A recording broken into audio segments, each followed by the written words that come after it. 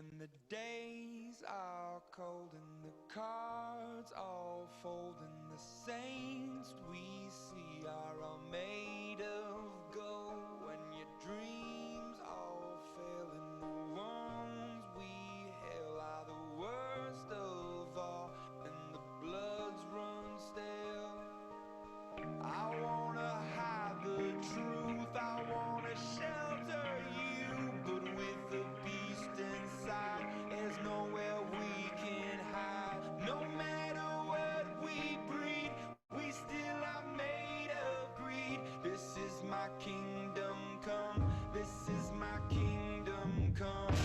When you feel heat, look into my eyes, it's where my demons hide, it's where my demons hide. Don't get too close, it's dark inside, it's where my demons hide, it's where my demons hide. Curtains call, it's the last of all. When the lights fade out, all the sinners crawl. So they dug your grave and the masquerade will come calling out at the mess you made. Don't wanna let you down, but I am hellbound. Oh, this is all for you. Don't wanna hide the truth. No matter what we breed, we still are made of greed. This is my kingdom come, this is my kingdom come. When you feel my heat, look into my eyes, it's where my demons hide, it's where my demons hide. Don't get too close, it's dark inside, it's where my demons hide, it's where my demons hide. They say it's what you make, I say it's up to fate. It's woven in my soul, I need to let you go. Your eyes, they shine so bright, I wanna save that light. I can't escape this now unless you show me how. When you feel my heat, look into my eyes, it's where my demons hide, it's where my demons hide. Don't get too close, it's dark inside, it's where my demons hide, it's where my demons hide.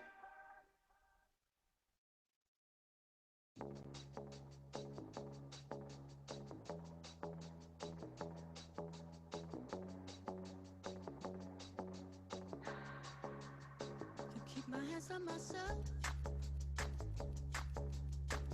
pick up dust them off, put 'em back up on the shelf. Yes, my little baby girl isn't me. Am I coming out of left field? Ooh, I'm a rebel just for kicks. I've been feeling it since 1966. Happy over now, but I feel it still. Well, all right. Welcome, everybody. We're glad you're here at this week's Packard Place Public House. I am Dan Roselli. I'm the founder of Packard Place and also the host for our public houses. It's great to see some familiar faces and some new faces in here.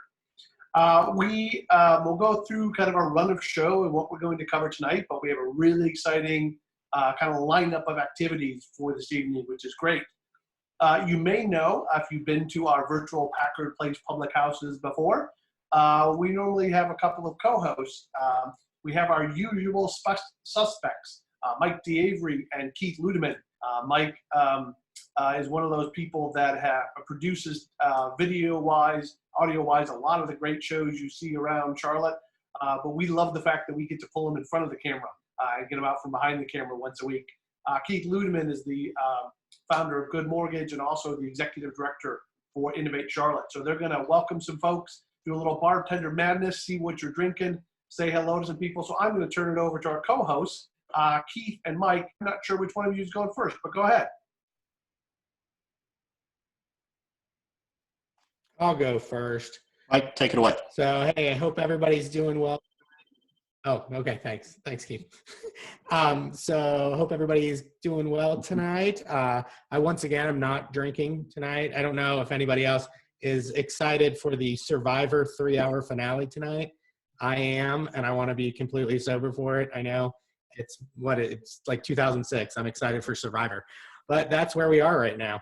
So gonna do some introductions to some people. I usually see Desmond all over the place, and I think Desmond actually is coming back next week and is going to be on as a panelist. But I'd like to hear how you're doing, Desmond. If you have a drink in your hand, tell us what you've been up to for the last few weeks.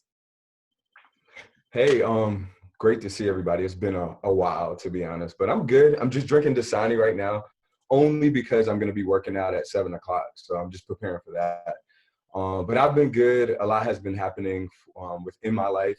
My wife is actually expecting, so we're preparing for that. And other than that, business is good. Working on our application and just kind of moving and grooving and just trying to figure out how to navigate throughout COVID. So good to see everybody. Nice. Thanks for joining us tonight. That's awesome. Hey, I want to call on Frank Rawls, who I had a kind of conversation with this week. I've just unmuted you. Hey, well, first of all, tonight I am drinking a local Sycamore Mountain Candy, which, by the way, if you order, they will actually deliver to your house. So they're pivoting for COVID, which is awesome. But Frank, what are you drinking? And tell us a little bit about yourself and what you're doing. Yeah, sure. Nice to be here. This is my first time to this meeting. I am drinking two things, double-fisted. So in this hand, I've got natural beet juice that I made. I'm trying to be healthy, and just poured this natural drink as well. I got some Cabernet, so I'll start into that after the beet juice is gone. Thanks. It's nice to be here. I'm a corporate director of innovation type of person. Been working in the innovation space for the last 7 years. I'm actually in transition, looking for my next gig after a major merger, and also looking to get more involved in the startup community in the Charlotte area. So thanks, Keith. That's awesome. A recent applicant to the Innovate Charlotte Mentor Program, and somebody posted in the chat, you know, it's really good. You're getting your fruits and vegetables all in one night. So thank you for staying healthy. All right, Christine, I see you all over the place of town, but I don't think I've seen you in 3 months. I don't know if you've been on any of these lately or if I haven't seen you on the main screen. But Christine, why don't you tell us what you're up to these days? Yeah, absolutely. It's good to be back. Admittedly, I've been in a book club that's been meeting every couple of weeks on Wednesdays the last couple of months. So it's good to be back with this crew. Things are going well for Ascend, as you would imagine. All schools are in a weird place right now, but virtual learning has come to the front of everyone's minds. So things have been good. Just drinking a little bit of wine, 71 Black right now, but it's good to be back with everyone. Thank you. Hey, I want to reach out to somebody else I had a chat with this afternoon. Attila, can you tell everybody a little bit about your product and if you're having a cocktail, if something changed in the last hour since I talked to you? Well, I'm eating peanuts, but they're not being accompanied by the right drink. It's just water. So I'm halfway there, not the whole package. Yeah, so as actually Keith and I were talking earlier this afternoon about kind of what we're doing is, as I mentioned a few weeks ago on this here in this forum, that we're kind of in a holding pattern with some of our activities due to the funding kind of stopping. But one of the things that we're really entertaining at the moment is a VC firm that has showed a lot of interest in our product. I was actually talking to Keith about some ins and outs of how to properly evaluate whether a VC is a good fit for what you're doing or not. And so we went through some great pointers. So I'm in the process of doing due diligence on those guys, and hopefully that will lead to some additional investments and more resources to kind of help drive that engine to start back up again for us. So that's what's going on in our neck of the woods. Well, that's awesome. Are you ready to disclose what your product is and what it does? Yeah, I think that most of the people here, in fact, one or two people actually were part of that beta test that I mentioned to you this afternoon.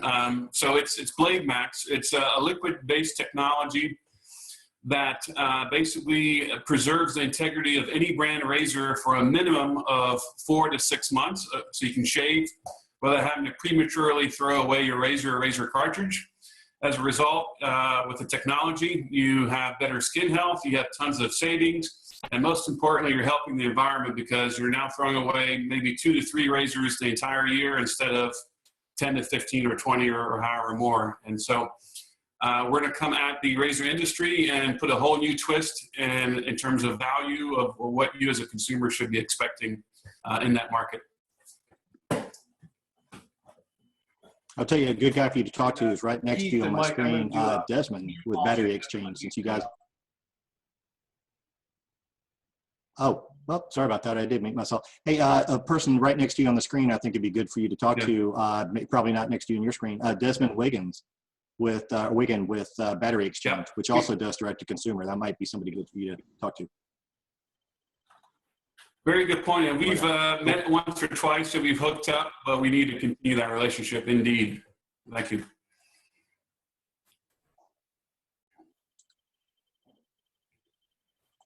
Cool, Mike, you want to do one more? One more hello? Mike, what you got? Yeah. Hey, so I don't believe I've ever met Terry.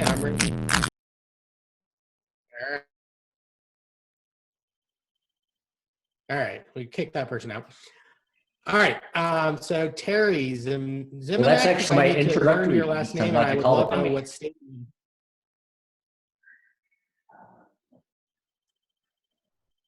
Yeah, well, first, oh, can you guys hear me okay? Hello? Yeah, go ahead.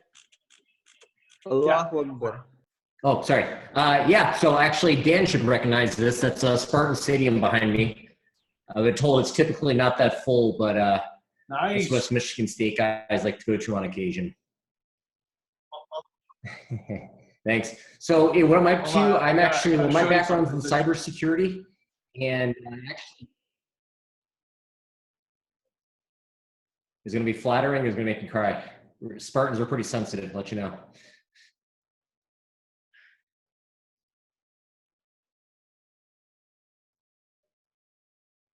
Well, while I'm waiting for that, I'll let you guys know I am starting up. Actually, I got to drop off the line in 45 minutes. I'm starting up with the UNCC Venture Prize cohort today. So that's the 6-week customer discovery program. So I'm excited about that, and we'll see how that goes. Nice. It's nice to meet you. I actually am working with them and doing their Zoom and live stream. So nice to meet you. Thank you, Mike. Cool. Well, it looks like we had one fun Zoom bomb that someone snuck in. We had good luck for the last 8 weeks or 6 weeks. We probably haven't had one person sneak in, but we had one sneak in. So we actually have, if you don't know, we have a running list of kind of a white list of names of people that registered and folks that we know, and then people that we block out. So as I think Ernest pointed out, hopefully no one is silly enough to click on that link, but I would recommend it.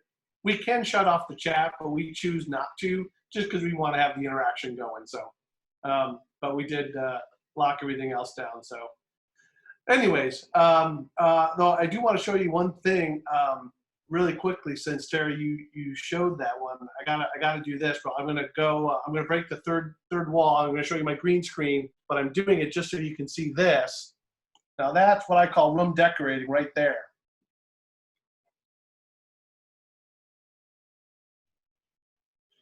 All right. Do you have a matching tattoo? I figured you might. I didn't go that hardcore, but I probably could have, right? All right, so we're going to go to the next segment here, and I'm going to go back to sharing my screen so we can do the run of show here. So hopefully you are all seeing that here in a second.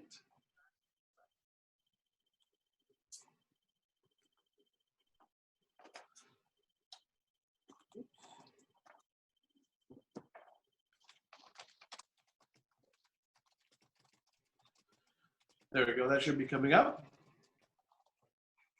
There we go. And so The run of show basically is we do a little gathering at the beginning from 4:30, welcoming people, a little bartender madness. We go into breakout groups where we do a little networking. We found that to be really successful, where we get a little breakout groups amongst all the people to be able to come in and get to know people. Smaller groups, get to know people a little bit better. It's been a really popular segment. Get to meet some people you don't know, which hopefully will be fun for everybody. At the 5:15, we come back in kind of the main room, if you want to call it that, talk about some resources that are available for entrepreneurs and kind of a check-in on what new has been coming. There's so many good resources out there and discussions that it's a great way of sharing that information, getting everyone kind of on the same page. And then from 5:30 to 6:15, we'll do the keg-side chat with Stacy. If you haven't heard Stacy speak before, fantastic speaker, really entertaining. I think she talks faster than I do, which is hard to believe. But has a great story and great background on how she's built up what she's been doing in her world. And then we'll end by 6:30. We make sure that we get done and out on time by 6:30 all the time. So that's kind of cool. So that's what the run of show looks like for tonight. A quick thank you as well to some of our partners. A number of organizations have kind of reached out and wanted to help promote Packard Place Public Houses, to drive more people in, and just continue to promote it. And so Charlotte, Amplify, Skiptown, Dual Food Partners, all great folks who have done it. You have an organization you want to help promote what's going on at public houses, please reach out to us and let us know. We'd love to have more folks and more attendees. We think this is one of the more fun events each week. So it's funny. So we got better, you can tell we got better social media promotion this week because you all don't see it, but all the people who are co-hosts see the waiting room. And you can see a lineup of Zoom trolls in the waiting room that Jasmine, our technical producer, is triaging to make sure. So make sure we don't get Zoom bombed again. It's always kind of interesting to see them. And now we go to the next segment, which is always a absolute crowd favorite. We kind of joked that it started by accident one week where Keith started showing photos, awkward photos of his childhood, and quickly became a fan favorite segment of the public houses. And so I'm going to stop sharing my screen so that Keith can start sharing his screen and show you some of the photos for this week. So Keith, take it away, sir. Fantastic. Can you see my screen? We can indeed. Good. I'm always impressed when I get technology right. It's the new conference call. Can you share your screen correctly? So fun with photos. We're going to have a little twist this week. So I've reached out to a couple folks and I have childhood pictures, awkward childhood pictures from some other people in the crowd. So if you've got a guess, pop into the chat of who you think let me pull the chat window over so I can see them, of who you think this person is. First off, dressed as a cowboy. Any guesses? Well, I won't leave the suspense too long. That is me and my younger brother as a kid. So I still, my parents like to dress me up. I don't know why. It's crazy.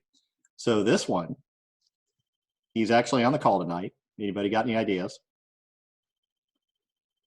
Somebody has posted Juan. Perfect. 3 Juans, 4 Juans. Everybody's got that as Juan. That's awesome. I don't know why, because he doesn't have a mustache like the current Juan, but fantastic. Great guest.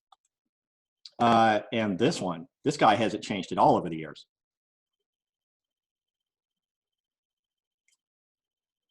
Mike, everybody's right. Actually, Mike Davria, look at that, man. You're so friendly. You haven't changed at all. Could you play the ukulele when you were a kid? Let me unmute you. No, I started playing the ukulele 8 days ago. So that's. And if you haven't checked it out on Facebook, it's awesome. He's really good at what he does. All right, another one. Who's this clown? Well, again, damn, how about that? No, actually, that's another one. I told you guys earlier, I gave you a clue that they liked to dress me up when I was a kid. So I was quite the clown. Here's a good one. We're looking for the guy with the Valley Soccer Camp. Todd says it. No, it would be black and white if it were Dan. That's awesome. So that actually, and I don't see him on the call yet tonight. That is Rob Cummings on the right. with the mop of hair. So take a screenshot of that one. You can have some fun with that. And here's an oldie but a goodie, the Angels, the baseball player.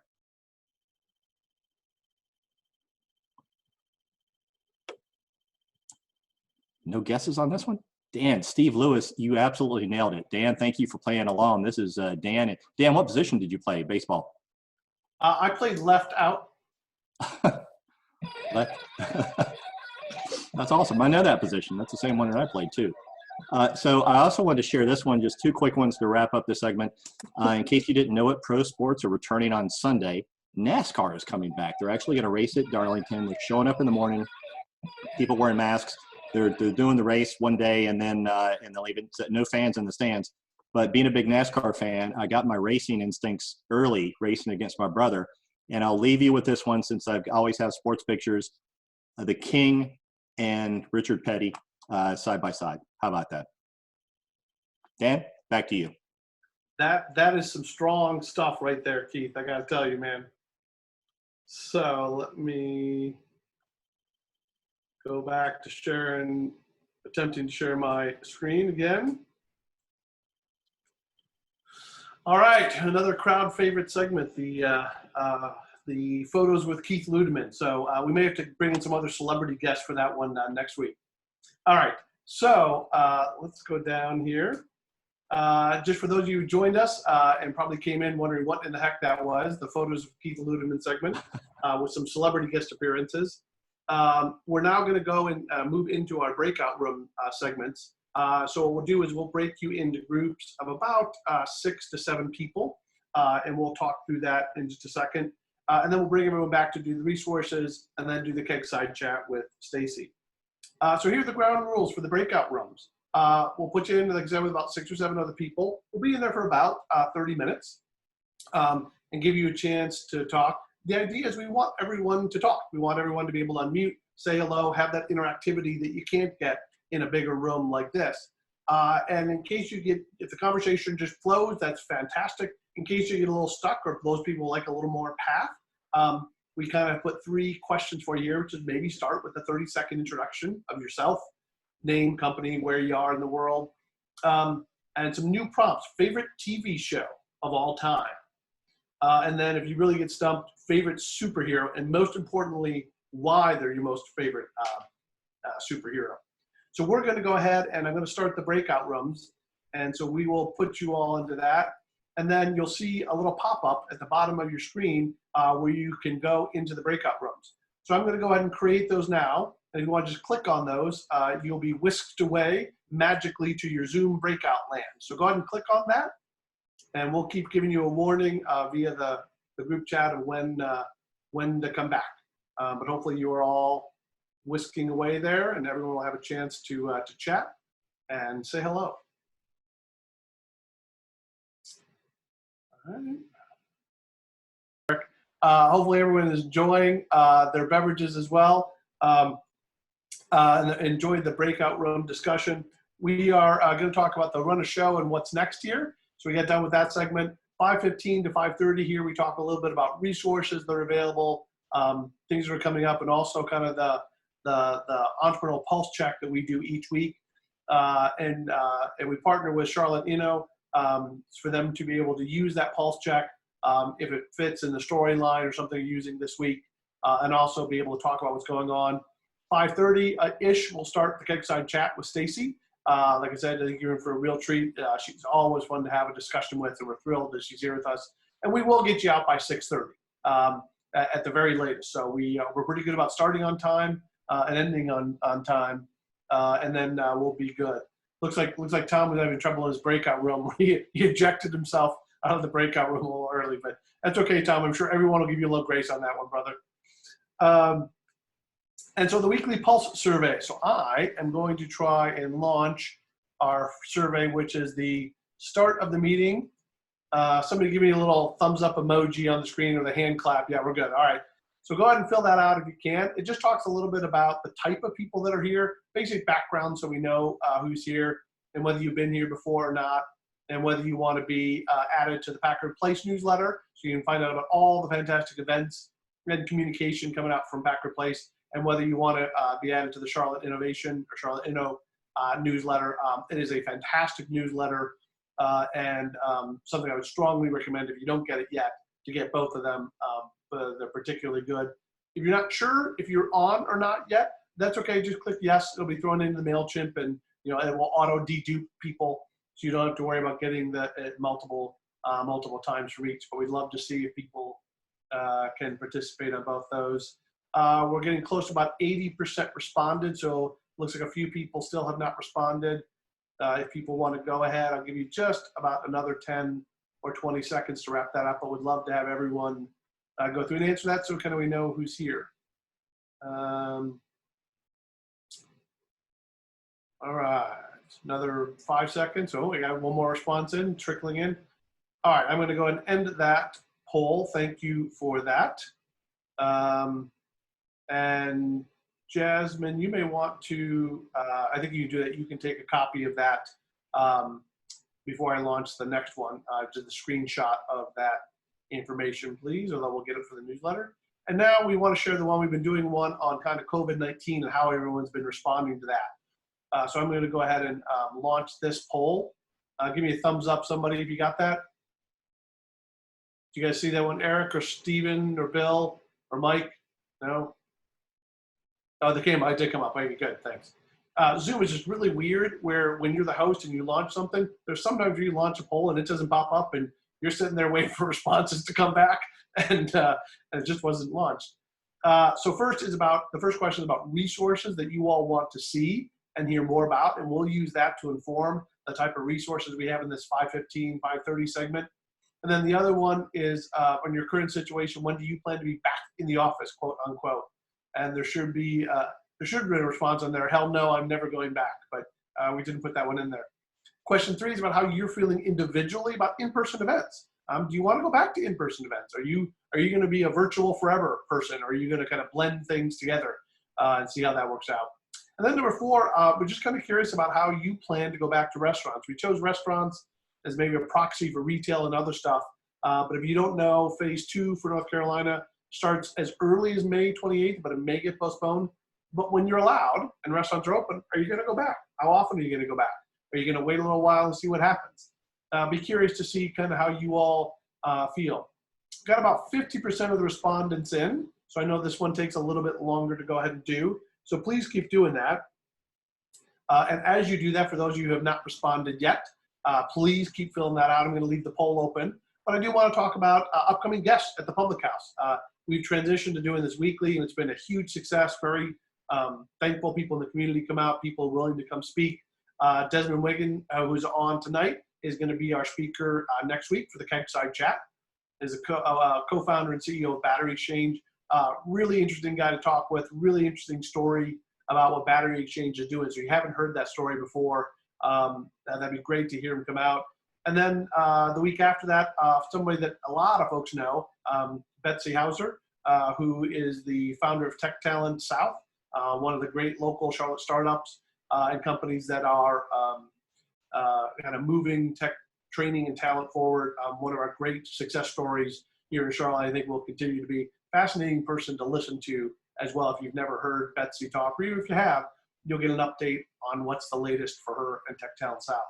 Still have a couple people that have not filled out the survey or the poll, so please go ahead and do that if you haven't. I'm going to leave it open for just another 30 seconds.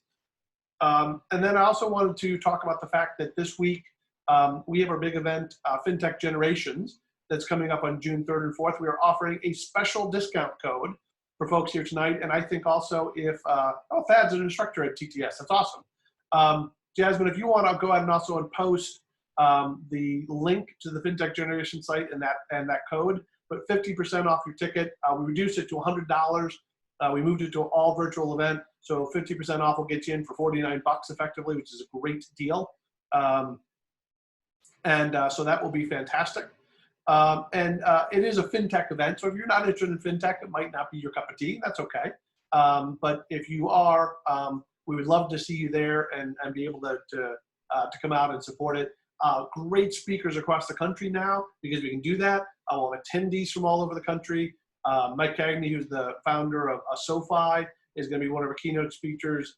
Jen Waldreno, who is a executive advisor to Jamie Dimon at JP Morgan Chase. Also the 4-star general who is in charge of the capture of Saddam Hussein.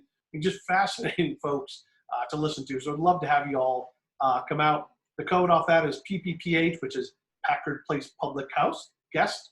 And you get 50% off that ticket. Thank you, Jasmine, for posting that in. I'm going to go ahead and share these results back out with everyone. So let's just take a look at this really quickly. A little different on the first response than it was last week, but you know, marketing and selling during a pandemic and mental health and stress management continues to pop up. I know I am tired of sitting in the same office every day. There is, on the second one, when are you planning on getting back into the office? By the end of June, most people are thinking. I think that probably makes sense. I've mentioned to a number of people with the first phase of North Carolina going in now. You know, we'll see in about 4 weeks whether, you know, plateau kind of is where it is, or whether things get worse, or if things are kind of under control. And I think by the end of June, people have a sense for that. So I think I'm with everyone else on that one. How do you feel about in-person events in the next 60 days? So only, wow, that's interesting. Only 13% saying they don't plan to attend any events. But if you look at that, you know, 45% of people say 10% or less, 25%, 50 or less, and then 16, whatever. So you got 40% of the people basically saying they'd almost come to, you know, a regular Packard Place Public House, which is interesting. That's higher than I was going to think. So interesting on that. And then the last one, how do you feel individually about eating at restaurants? A lot of people, not surprisingly, choice restaurant, you know, decision by decision in the restaurant. People going out, but probably a little bit less. Only 16% not planning to eat in a restaurant. I know it's going to be a big dilemma for me about wanting to support our local restaurant groups. At the same time, going, God, do I really want to do that? So I'm not sure what my answer to that one is yet. And then, you know, almost 20% saying they'll eat out just like before, which will be interesting to see. So, all right, Jasmine, hopefully you copied all those results. I'm going to stop sharing that one.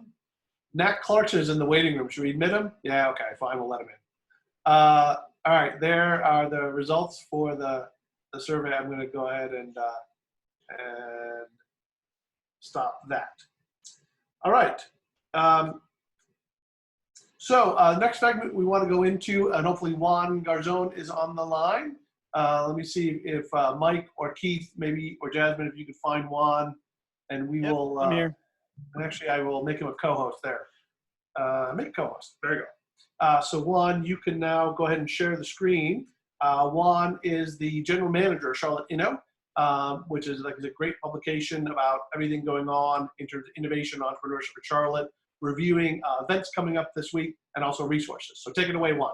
Awesome, thanks. Yeah, and we had this morning the Pitch Breakfast Pitch Your Pivot Challenge. So a big congratulations to Brian, if he's on, with Summit Coffee, who took away the first prize, and Skill Pop, Haley Bowen with Skill Pop, who took away second in the Pitch Your Pivot Challenge this morning. So several times we've talked about resources that are available, and I've kind of talked about these COVID guides, but I wanted to share some other resources that you guys should all be aware of, and that if you know of any founders, you should be able to let them know about as well. And these include some resources that are programs that have sort of a fixed time, have a deadline to sign up for. One of those is the Build Without Burnout program. So one of our partners, SoGal, they've partnered with the Seed the South conference here. You guys are familiar with that. So they're a national organization creating this virtual event, and they're reaching out to all of the cities where they have a presence, including Charlotte, for the Build Without Burnout program. Applications are due by May 15th, so just a couple days on that one. But it's a program helping to put founders together to increase resilience, accelerate leadership, and really just do all of that without burning out. And I'm trying to do this and get rid of the, there we go. Another one is the New Ventures Accelerator Program. So that is an accelerator up in the Triangle that is still going forward. They invest about $50,000 per startup that gets accepted into that program.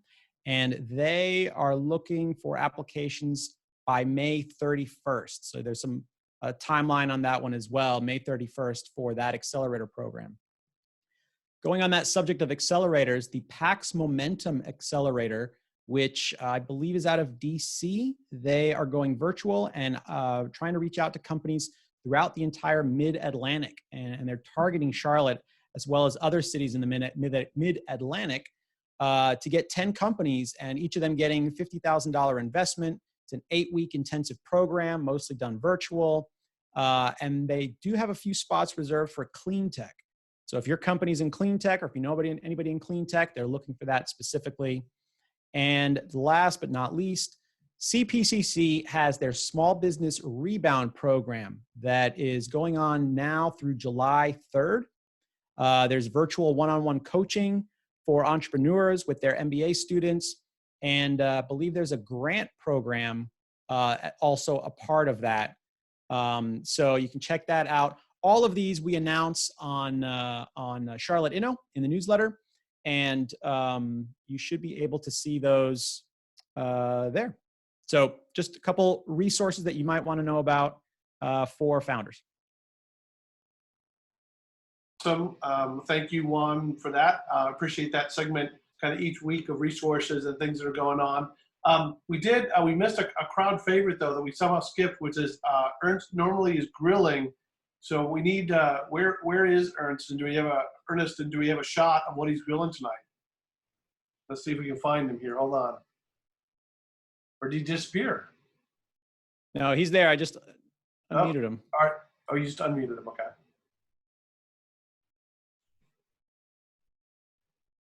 All right. Ernest, are you there?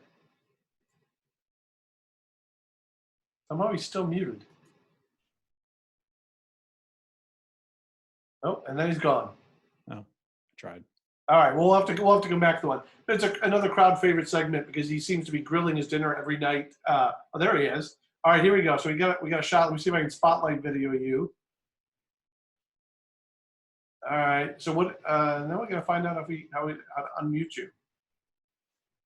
There you go, Ernst. Are you there? Yeah, I'm here. All right. So what are we grilling tonight, baby?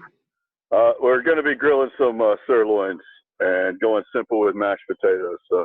But this is the infamous fire pit on the other side. And oh no, I was going to say, if you're grilling your sirloins on the fire pit, you're doing it wrong, man. Caveman style, right? Awesome. No, just good old charcoal. We'll have to check back in with you and see how you're doing later on. Thanks for the update, though. All right, we'll put him back on mute there. And so let's go back to our screenshot here for just a second so we can continue with that announcement. All right. So thank you, Juan, for that. Really excited for the main event tonight.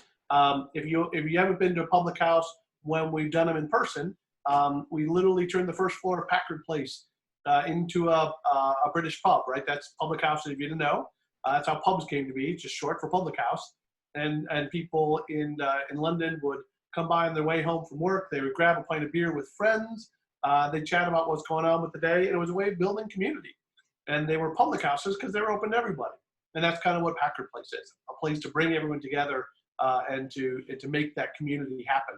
And so when COVID-19 hit, we said, let's keep doing that virtually, and let's do it every week so we can continue building that community. I kind of joke that the original idea was that the keg-side chat, and we didn't have a fireplace at Packard Place being a commercial building. We had a keg, so we did keg-side chats.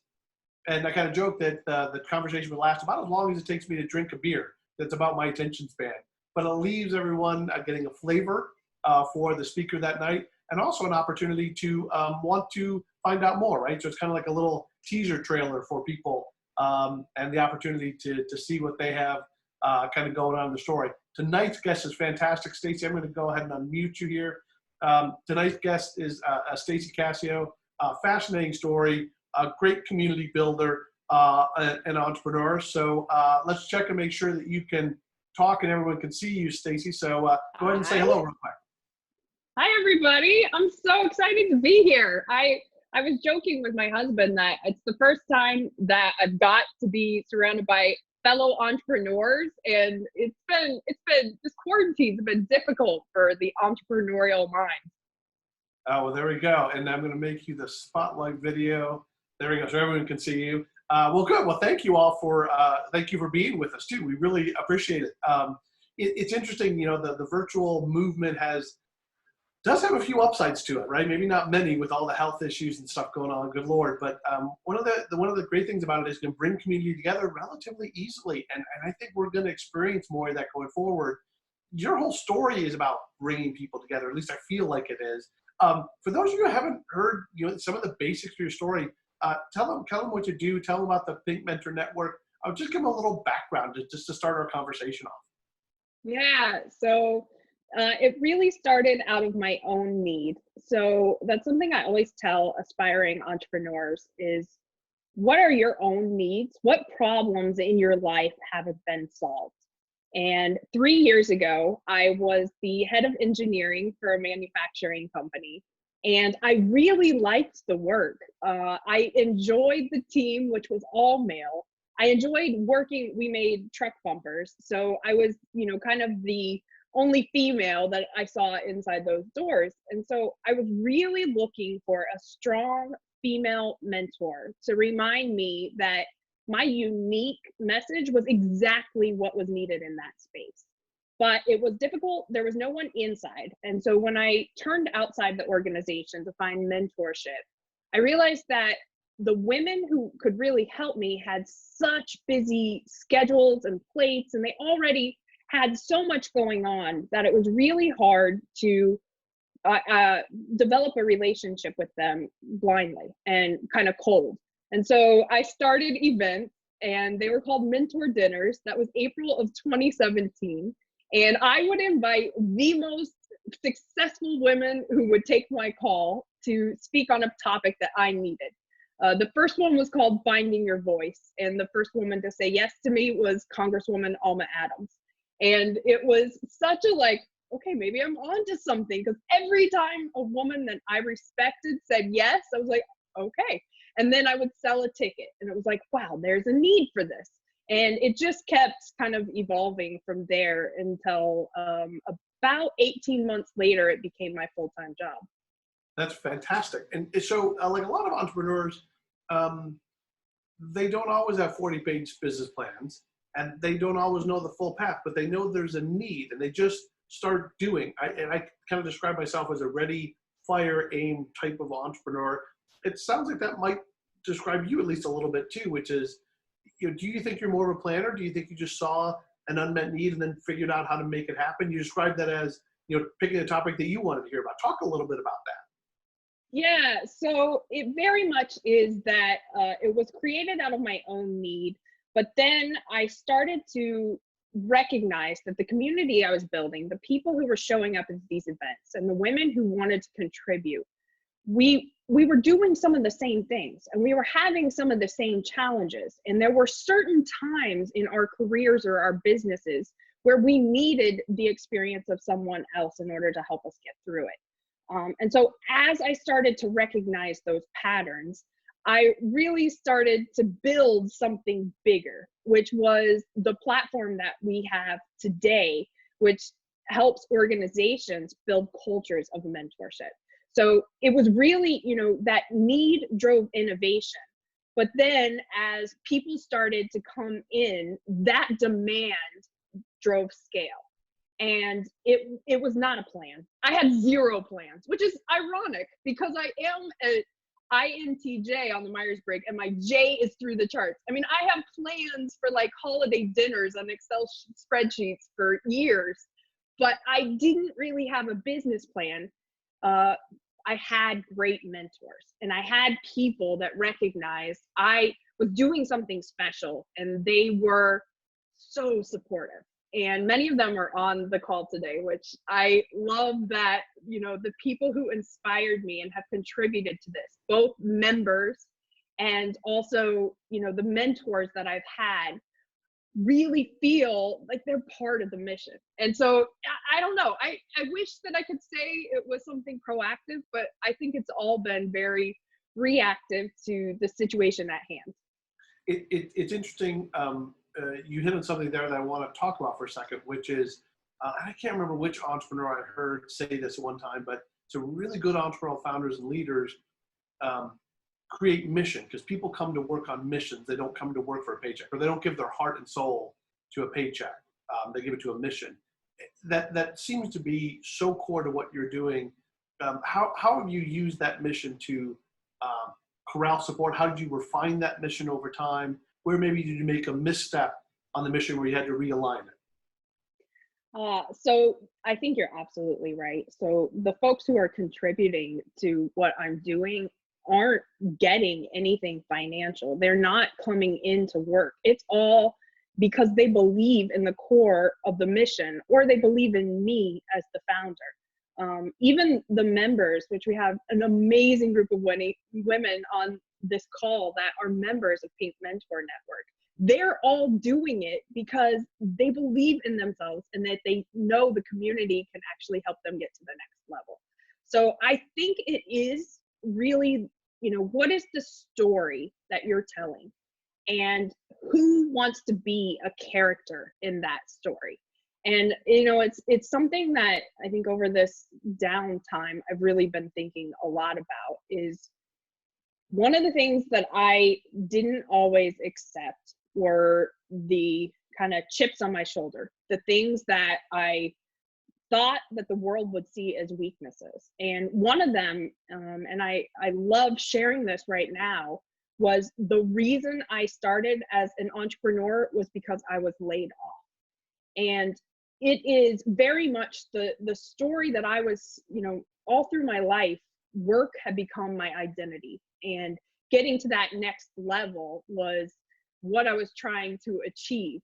And so to have that identity ripped from me, which I know there are so many people feeling that now, is just, you wake up and you're like, that piece of my life is no longer there. But what I can tell you, and I can tell people, is that that part of your life helped you get to where you are, and there could be something much brighter and around the corner. So I think the missteps in my life, the mistakes that I made, weren't actually mistakes. They were learnings that helped me get to this. I said long ago, I will not measure my life by wins and fails. There will be successes and there will be learnings, and that's it. And I'm going to continue to learn and build and continue to progress forward. So I don't like to think of it anymore as a shortcoming or a misstep or a mistake, because I think everything leads you to what you were supposed to do. It's interesting. There are some similarities between our worlds, and to that point about becoming an entrepreneur when you had the opportunity, because you had gotten laid off. My story is the same, right? I got laid off from Bank of America and decided to become an entrepreneur because I took that opportunity. And I have that conversation with so many people, because the perceived opportunity cost of leaving a stable job and whatever it is gone, right? Because it's gone. And so it's like, well, why not? Let's go give this a shot. Let's go give it a period of time.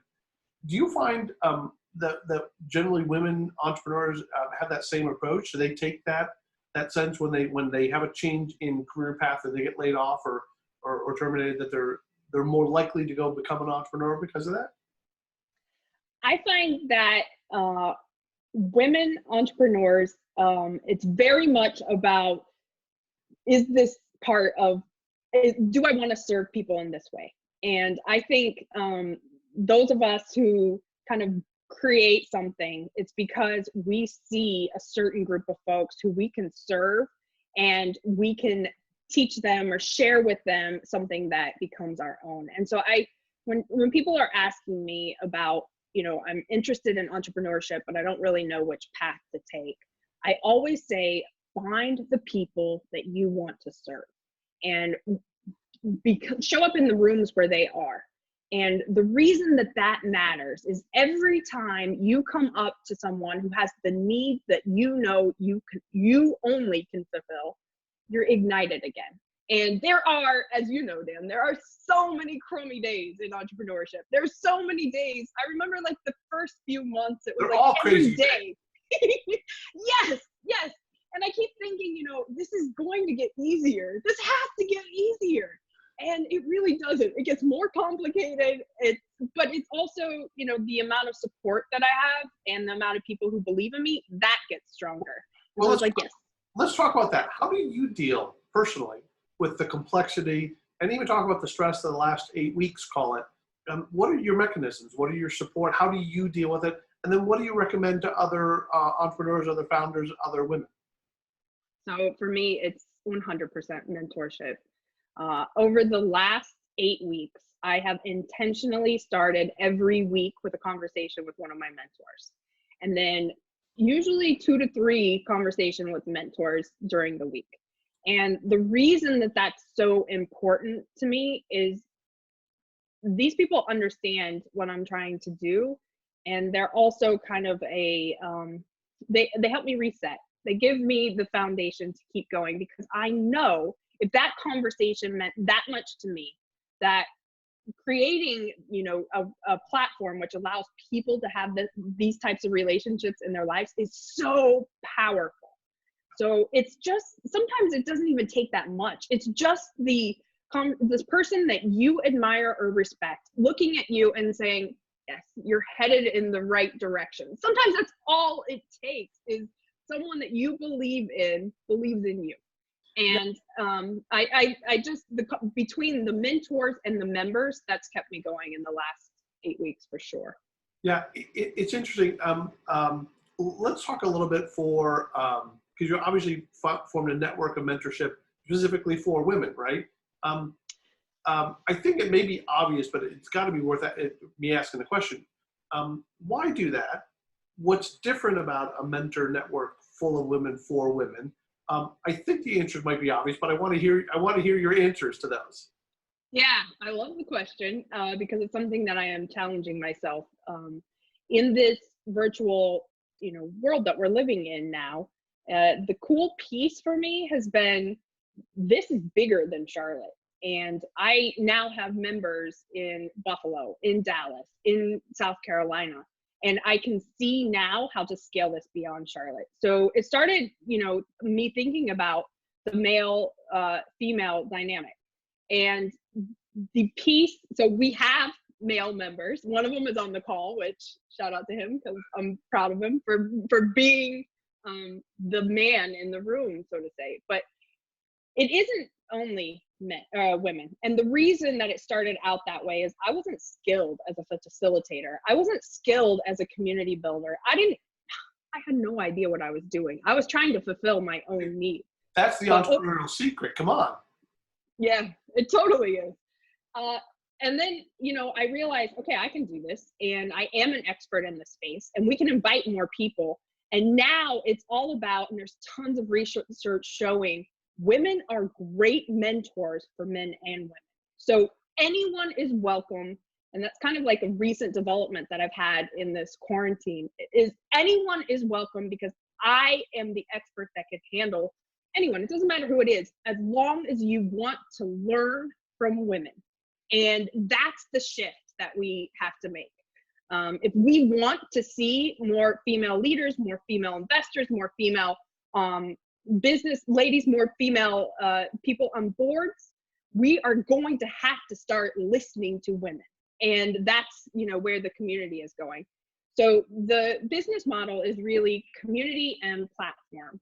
So in the early days, when I started seeing some patterns around the community and why we were coming, I realized that people were coming to us because they were starting something new, a career or a business, or basically, you know, those first 3 months of entrepreneurship where you have no clue what you're doing. It was those people. And then the next time was when you wanted to be a leader, when you weren't really sure how to lead, and you needed an example of what good leadership was.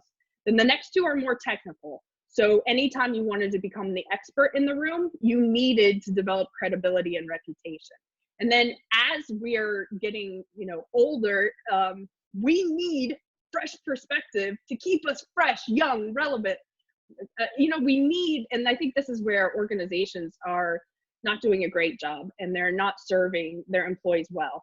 When we set up a mentorship program inside an organization, we're pairing experience with inexperience. And what that actually does is it discounts all the fresh perspective, you know, the new tools, the new ideas that are coming into that organization.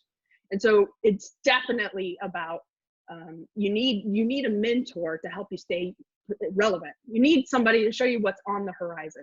And then the last two areas where you need mentorship is when you're growing, or in this case, in the last 2 weeks represents it well, when you just need to survive. So once we realized we had those categories, then it was about building a platform to serve the community and beyond. So what for? And it's fantastic structure around what you do and how you frame it. Let me ask you the question in a general sense. For any mentor, what makes a good mentor for someone? What are the characteristics that make good mentorship? And quite frankly, what are the characteristics that make bad mentors that people should avoid? There's a number of folks on the line that want to be mentors or are mentors. So I'm asking from their perspective, how can they be a better mentor? What are some warnings and things they should avoid? Yeah, so I like to think of it as, you know, everyone can mentor. I don't care how much experience you have, what your title is, what your pedigree is, doesn't matter. You have something that the rest of us can learn from. And then, you know, it's valuing that and it's sharing it in an unfiltered way. So at its core, mentorship is simply learning from someone else's experience. And a lot of times what will happen and what makes people not trust mentorship is when you know there's an agenda behind it. And this happened to me, honestly. Some of my, in my career, some great mentors led me to opportunities that weren't good fits for me. And it was because I was blindly following their mentorship. But what I was really doing was I was getting on, you know, they had an agenda for me. They wanted to delegate X amount of work, or the team or whatever. They wanted to help themselves get to the next level. And so I think, you know, the authentic, unfiltered version of our own experiences and learnings and passing them on. But mentorship is a two-way relationship. And it is on us as the learners to take whatever, you know, piece of advice or experiences you hear and apply it to our situation. And sometimes that can take a long time. Sometimes you may not know how to apply it until all of a sudden, you know, it comes to you, oh, wow, that's what that person meant.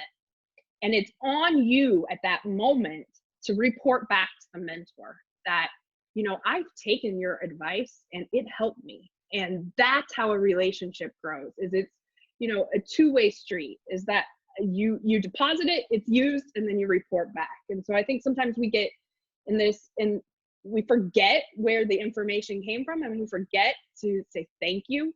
And I have found that the people who contribute to me and my mission and what I'm doing, they'll contribute more when I report back and said, I used it, thank you, I appreciate it. So I think that's key. Yeah. And so you started going into the next question I want to ask, which is, as a mentee, you know, how do you be a good mentee and how do you learn from it? And you started going down that. I want to see what are the thoughts you have on that. And I also want to say one thing. I'll use this as a coaching session. You can mentor me here live in front of a whole bunch of people. One of the pieces of advice I give to mentees in our accelerator program is, you know, ask advice from as many bright people that you respect their opinion that you can. And I tell them, I think you've got enough feedback when you start getting conflicting pieces of advice. And then you, the founder, you, the entrepreneur, then you have to decide where you're going to go, because you bear the consequences of that. Your team bears the consequences of that. You agree with that? You think that's good advice to give mentees? Bad? How should I change that up?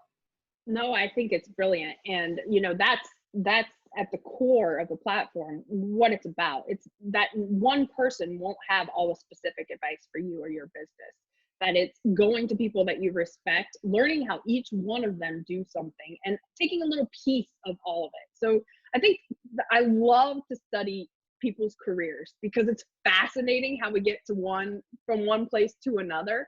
And, you know, there's just so much that we learn. And one of the things that I loved about some of our early events is when the mentor looked at me and said, wow, I didn't realize I knew all of that, because we just collect so much over so much wisdom from our own, you know, pains and our own struggles and our own challenges. And then we forget to share it. And to me, I think that's the legacy that we leave behind, is who are we going to share this information with? And it goes far beyond our professional lives. You know, who are you investing in regularly? Yeah. The other thing that that I found, and a mentor of mine told me this too, which is that and you're using different words, but I think a similar thought, which is you almost have something to learn from every mentor or from every interaction. And somebody pointed this out to me one time, that you also have a lot to learn sometimes from, I'll call them the anti-mentors, the people who cross your life who don't lead in a positive way, who kind of turn you off or you see too about it, and you learn the things not to do as well. How should mentees, what should they learn from the anti-mentors, I guess, if you want to call them that? How do you tell them to deal with those difficult people in their professional lives? Yeah, 100%. I think we learn the most from the challenging situations in our lives. And I will tell you, and it's something that I think needs to be said more often. Had the first 5 jobs that I had in my life, which were all random and crazy, and I'd be happy to share them with you. You worked in a bumper factory, remember? Well, way before that, I worked for a surveillance company in New York. I worked for a marriage and family therapist. I worked for accident reconstruction. And if you look at each job, it's like, wow, how did she jump from here to there? But the first 5 jobs I got because it was a mentor who tapped me on the shoulder and said, hey, you'd be perfect for this. Hey, I have an opportunity for you. And I love saying this because I think it just validates how powerful mentorship can be. It's that, when you find that right person, every opportunity is one introduction away. Every opportunity. And so you find that person, you grow that relationship, you tell them what is next for you, and they'll remember that. And as they're going through their daily life and an opportunity like that presents itself, they'll say, hey, Stacy she was just talking about this. She would be great here. So I think, going back to your question about the bad opportunities. So I had 4 jobs where I had fantastic leaders and I was getting promoted in every job, and I loved the work. And then I had a couple jobs where, I didn't quite like the leaders, and I didn't understand the way that they were developing followership, and I didn't always align with what they were saying or doing. And in those experiences, I realized how powerful the good mentorship was. Had I not had those influences early on, I would not be here today, because the void of, that, the absence of good mentors and leaders made me realize how powerful it really is to have in your life. Yeah, it's interesting. I found that from we have a number of wonderful mentors, on the Public House tonight. But I agree with you in the fact that sense as a mentor, when you realize you've been able to help someone realize their potential, help them fulfill their potential, help them think through things where it takes them a different trajectory. I don't think there's anything more rewarding in life, really, than that, at least for me. And I think that probably is true for you too, given what you do. 100%. So we have some good questions coming in from the chat here. So I'm going to go over to a couple of those. What would you say to someone, independent contractor, moved to a corporate job? Now they're unhappy, also fearful of going back to the commission-based pay, right? So that safety versus the risk and how people think through that. What advice would you give them? So I think, there's more to that question than just you. So what does the situation look like? When I moved to entrepreneurship, my husband had a full-time job, so we had benefits there. There was security in our household. And so there's more to that, but you need to really start exploring what interests you. So one of the things that I've done, and it's been so beneficial in my life, is I set up, I'm really a geek when it comes to like learning and development. When we had a breakout session and they were asking about superheroes, and I know nothing about pop culture, zero, but you ask me about an assessment, or you ask me about, a book or a podcast, I can tell you all of that. So I love looking at myself and self-awareness exercises. And one of the things that really helped me was dividing my time into quadrants.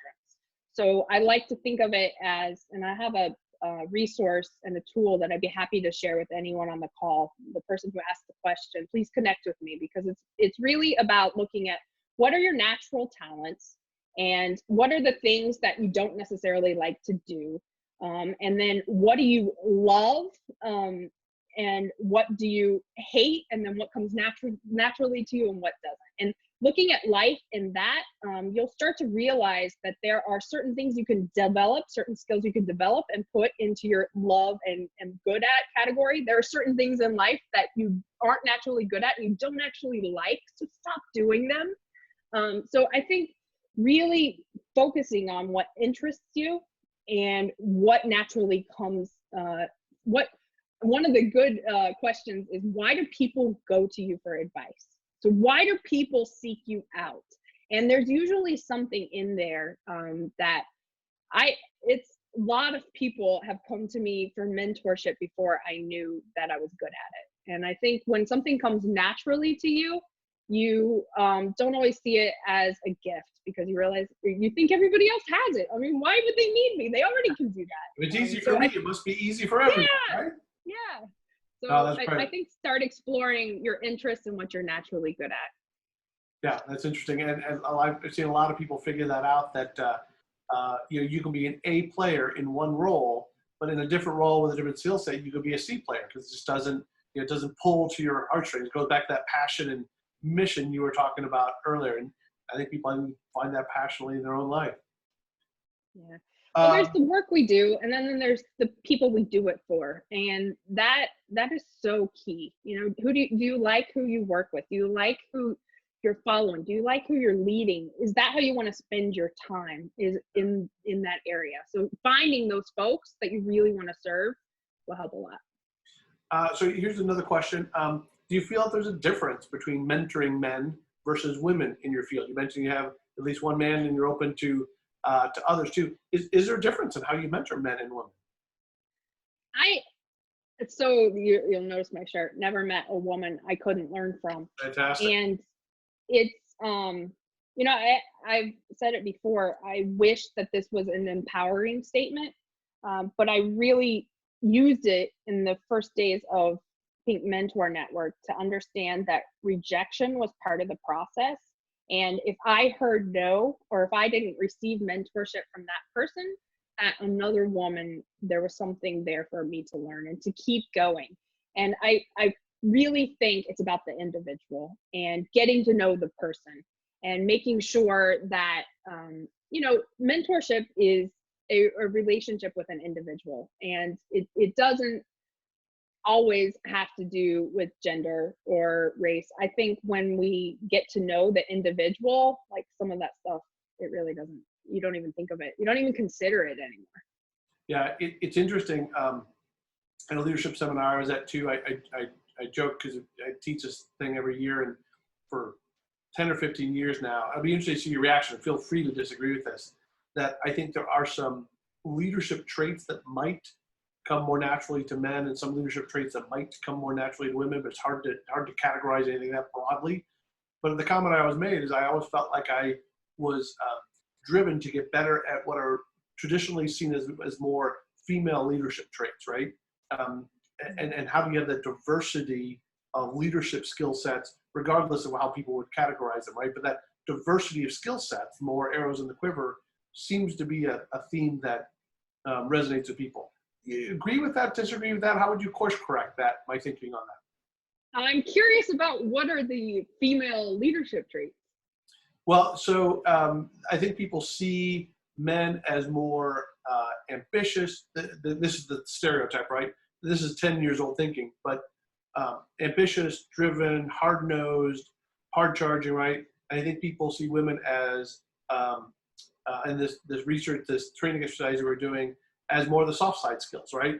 Men are better business people, and women are better on team building and bringing everyone together and learning, which of course is not true. But I think a lot of that thinking is still potentially out there. So the first thing that I will say about that is, what were we conditioned to be growing up? And I think a lot of who I am stems from how I was raised. And, you know, I do think there's probably some merit to women are, you know, groomed to be motherly and take care of those around them. But I definitely think that that makes for a strong leader. And those are qualities, especially right now, that we need in organizations. People are in pain right now. And I don't care if it's a man or woman, but some of those qualities are going to be needed by all. And so the other piece to mentorship, and it was something that I learned early on, thanks to a member in Pink Mentor Network, was the folks who wanted to help me early on very much looked like me, or they had someone they loved who looked like me. So I have found mentorship to be innately biased. We want to invest in someone who reminds us of an earlier version of ourselves or someone that we care about. And it's on us, knowing that mentorship is innately biased, that we must consciously make a decision to invest in those that don't look like us. And it's super important that diversity in mentors is key, because, you know, opportunities do come to certain individuals more easily than others. And so we have to, as someone who has that privilege, it's on us to give the next person the opportunity as well. And I think that's a challenge that Charlotte has, and it's something that I'm interested to see what happens in, you know, on the other side of the health scare. Is it's very much a corporate Charlotte. But what I'm finding through the work in Pink Mentor Network is the individuals inside those giant high rises in Uptown are super interested in the work I'm doing and being seen as an individual and want to contribute to the mission, and kind of want to take off that corporate facade, and they want to be heard as the individual. So I think there's a lot of, you know, opportunity here in Charlotte. There obviously, you know, you look at our stats and there's just so many underserved population here in Charlotte. So it's on us when we have an opportunity. And I will say that is very, very much what started this whole mission for me. Is I like to say now, thanks to another member who corrected me once, I am a college opt-out. So I never got the opportunity to enter any of those corporate settings. And I never got the opportunity to be picked up through traditional recruiting. So I depended on mentorship for my next opportunity. And I think there's, you know, there's a woman on this call that we had a conversation in January around all the systems that are broken, and that we really needed to pause and work on the systems. But, you know, how do you get people to pause in the system that they're working in? And we have that opportunity now. We can change things now because people recognize what's broken, and there's such an opportunity to do something about it. Let's go back and talk about your business some too, because you are not only someone who's helping build a mentor community and mentoring, but you are running your own business too. Talk about the best mentorship advice you've gotten on your business. So I've gotten so much great advice, but it's funny, and I have an excellent business coach, and she challenged me this week on being my own mentor. So I think a lot of, you know, how I built this was, as I said, out of my own need. And so I built the community as I was building the expertise. And now folks are drawn to the expertise, and I still see myself as the person who needs it. And so, you know, she challenged me on, Stacy, it's time to step up, and you are your own mentor. So for those of you who know the pop-up mentor model, which is the model of mentorship we use, there is a framework for, you know, who inspires you and what do you go to when you need that instant jolt of, you know, energy. And my business coach challenged me to put myself in there and realize that that is right now where you need to develop is to continue to show up in as the expert for yourself. So I think, going to the best pieces of mentorship, there've been so many great pieces, but it's what I've done with all of them that has helped me to get here. One of them, it's so interesting the way things happen and how I got here. The story is just fascinating. But one of the things that someone told me early on was to stay humble and kind. And I think that it's so simple. But as you start to build something and have some success, it becomes more important than ever. And I love that because to the core, I hope that that's who I am and how I treat people. Yeah, well, that's great. Talk about, this is one of my favorite questions. I ask almost everyone this on keg-side chats. What's a piece of advice that you hear all the time for entrepreneurs or founders that is the kind of commonly used, commonly thrown out there a lot that you disagree with, right? So what's your contrarian view to some mainstream advice people get all the time, where you hear people get a lot? Yeah, I think one of them is that you have to grow bigger.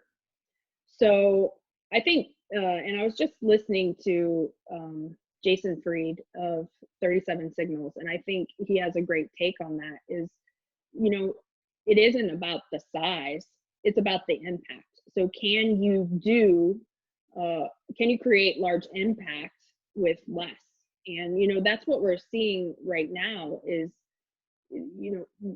just to grow, just because you want to continue to develop the wealth and the revenue and all of that, is it growing consistently with your impact? And I think that that's something to really think about in entrepreneurship, is you don't have to be some giant company, and not everything has to turn into a Facebook or a Google.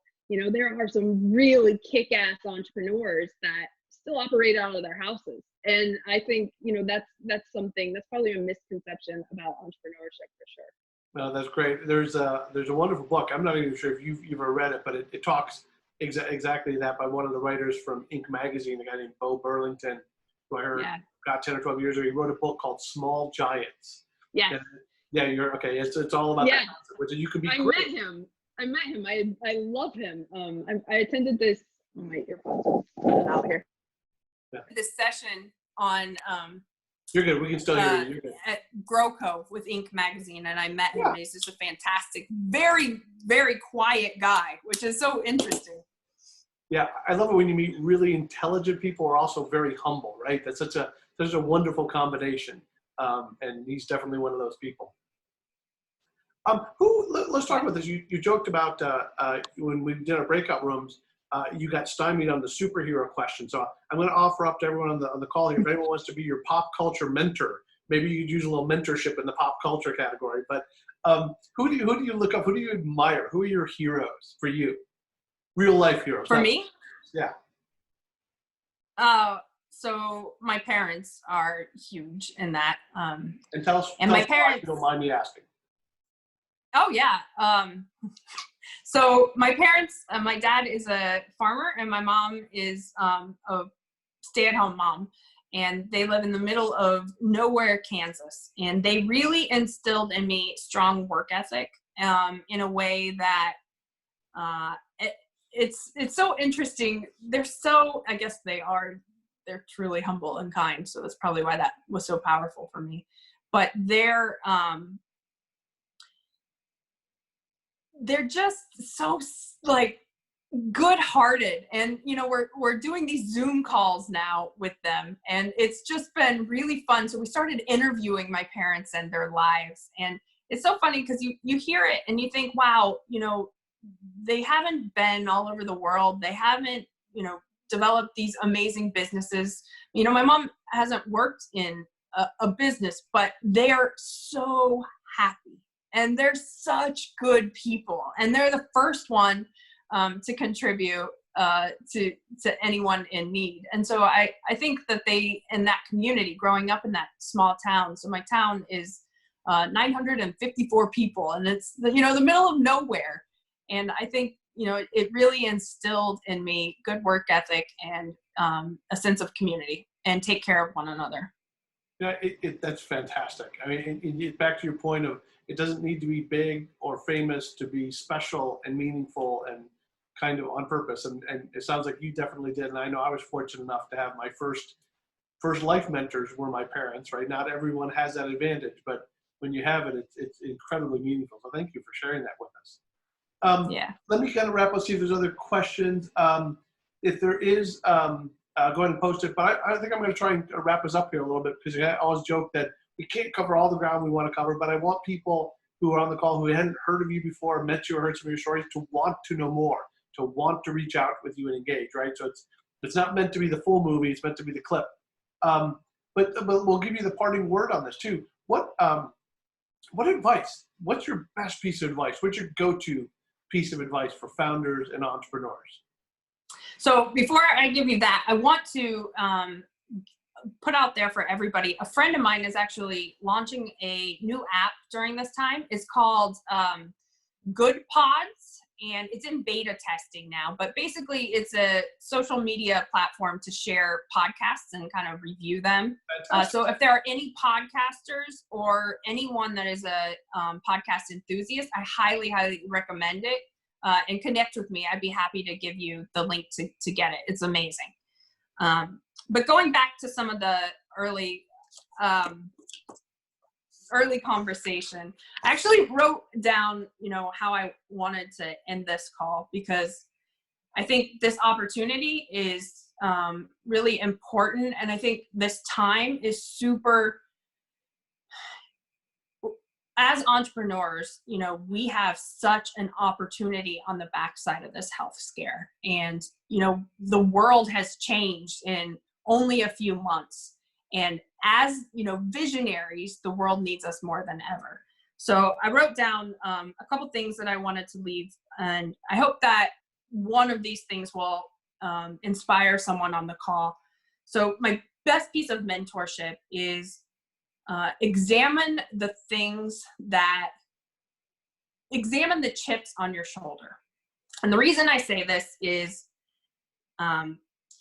I am an introvert, but I am an introvert that can take the stage and inspire. I am a childless woman, but I am a childless woman who can build a legacy far beyond her lifetime. I am a college opt-out, but I am a college opt-out who can build her own business and help many others. I was laid off, but this laid off female found a brighter future beyond that. I am a farm girl from Kansas, but this farm girl from Kansas hailed a cab and made it in the city. And there was a time in my life where each one of those things I was fearful of talking about. And now I realize that's what makes me special. So my challenge to everyone on this call is really think about what are the things that you once thought of as weaknesses, because they're really your secret sauce. Like I haven't seen any of those superhero movies, but those are your capes, those are the things that make you uniquely you. And so find ways, to serve and inspire within them. That's awesome. Thank you for sharing that with us. I'd be totally remiss if we didn't talk for a second about how people can join the Pink Mentor Network, how they can support it, how they can contribute. I'll talk for a second about how people on this call can be advocates, they can engage, and I'm gonna give you permission to be an unabashed, ask for help, ask for support, join the network, whatever you want to talk about. It's great what you're doing. I'd love to give you the floor to do that. Yeah, thank you. So I will say this, when I built the community, I decided that I needed to build the platform in order to scale it. And one of the challenges that I had was that those conversations with investors. And the first, pieces of advice people gave me in those conversations were, you need a male investor. You can't have pink in the title, and you're going to have to make it such not a feminine brand. And it really pissed me off, I was like, I am not going to do any of those things, and I'm going to make this happen. So earlier this year, I started developing the platform on my own. And now what I'm really asking for is, are you in an organization or know an organization who has a terrible mentorship program that has or doesn't have a culture where they're valuing every single person in the organization? What the platform allows you to do is each person has their own mentorship network, and behind the scenes, HR and the leadership team can kind of view who's mentoring who, and when somebody goes from being a learner to a mentor, and like who's influencing culture. So it's super, super powerful. And so now I am looking for, obviously, members in the community. We only get stronger when bright people join. So you can go to Pink Mentor Network to become a member. But I'm also looking for organizations who are willing to test the platform, because it's really, really powerful. Well, that's awesome. And hopefully people will do that and take advantage of engaging, because I think what you're doing is pretty special. Thank you so much for coming on and doing the keg-side chat, even though we had to do it virtually. And you didn't even drink, right? I mean, it's supposed to be really informal, and you're supposed to be able to have a glass of wine. Oh, well, so you have one ready? That's very interesting you say that. I realized that in this quarantine, my KPI was my belt, which I had not put on in a while, and I was up a whole size. So I'm like, oh goodness, this is not good. I'm gonna have to really tone it down on the drinking and the eating and the non-exercising. Well, so I do have a red Solo cup, but it is water. I keep mine handy here. I actually drank out of my beer bottle this evening, but loved you being on, and really appreciate you taking the time to share what you're doing. As I said, the whole goal is to kind of leave people wanting more, but to give people a taste of different entrepreneurs, different journeys. It's kind of right on the theme that you're talking about in the public house, because we bring people that are so different in their approach, in their business, and the ability to learn from all these different people's experiences. Public house in a way is a version of what you're doing. So we are kindred spirits in our belief that that's important. So thank you for sharing that. Yeah, thank you very much for having me. Absolutely. And before everyone goes, because I don't want people to run out quite yet, we do have the old versions of all of the Packard Place public houses that are available for people to get.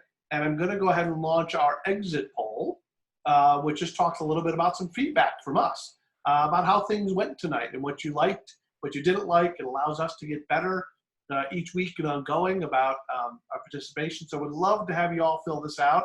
And as you can see from what's on the screen there, just a treasure trove of mentor knowledge sitting there in the Packard Place Public House videos from the past people that have come and done keg-side chats with us.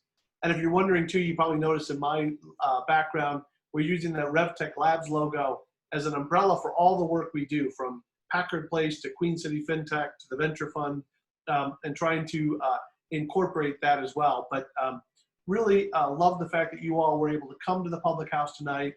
Appreciate your feedback. I think we got about 75% of the people filling it out. So a couple more people need to fill out that poll and give us some feedback on what you thought about everything tonight. And would really encourage you to bring your friends, bring other people, share this community. The more people we have, the more interesting it'll get, the more the breakout sessions, the networking we do will get more interesting. And we'd love to see this continue to grow and grow. So please, please tell your friends and come on out. We have some fantastic speakers lined up. Matter of fact, let me see if I can go up. I'll go back to this one. There are upcoming speakers. So Desmond is on next week, and then Betsy Hauser, Hooser, I think it's Hooser, yes, Hooser, no Hauser. I can't remember which. I'll have to ask Betsy. Is on in 2 weeks. But just fantastic founders and great stories for all that. So really appreciate you filling out. God, we got 100% of people filling out the exit poll. We've never had that before. So thank you all for doing that. I'm going to wrap us up. You will see us back here next week. Please join us at 4:30 so we can do some of that community building. And then make sure you join us for Desmond's keg-side chat. We're looking forward to it. And thank you all, Stacy. Thank you again. Thank you to Jasmine, who's our community manager at Packard Place and behind-the-scenes technologist on making all this happen.